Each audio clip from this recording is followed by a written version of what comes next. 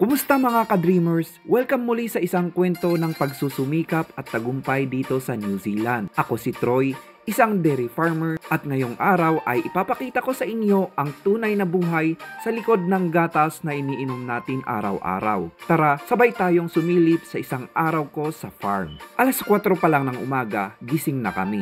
Ang lamig-lamig, lalo na kapag winter, pero sanay na rin. Mabilis lang ang pagpalit ng damit, konting stretching, at diretso na sa pagsuot ng gear jacket, gloves, at syempre boot.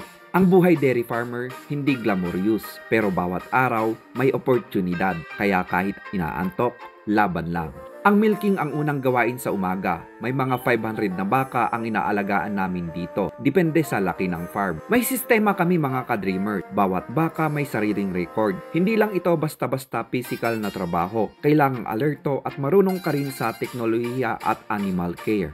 Pagkatapos ng milking, tuloy pa rin ang trabaho. Nalilinis ang shed, pinapakain ang mga baka, at chinecheck ang mga tubig tank at electric fences. Importante ang disiplina dito sa New Zealand. Mataas ang standard pagdating sa kalinisan at animal welfare. Pagkatapos ng lahat ng gawain, may kaunting oras pa para kumain at magpahinga. Masarap ang simpleng pagkain kapag alam mong pinaghirapan mo. Paminsan-minsan, tumatawag ako sa pamilya sa Pinas. Sila ang inspiration ko, lahat ng pagod, sakripisyo at puyat para sa kanila.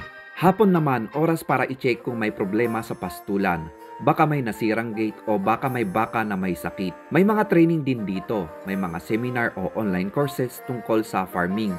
Hindi lang basta lakas, kailangan din ng kaalaman.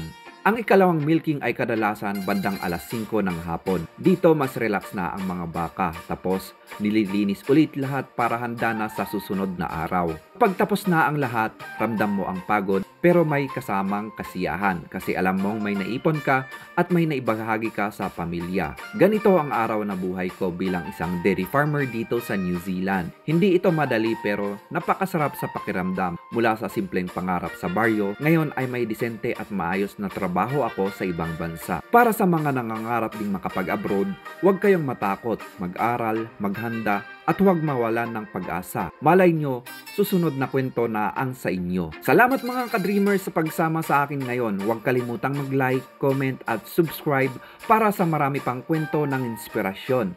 Kita-kits ulit sa susunod na vlog.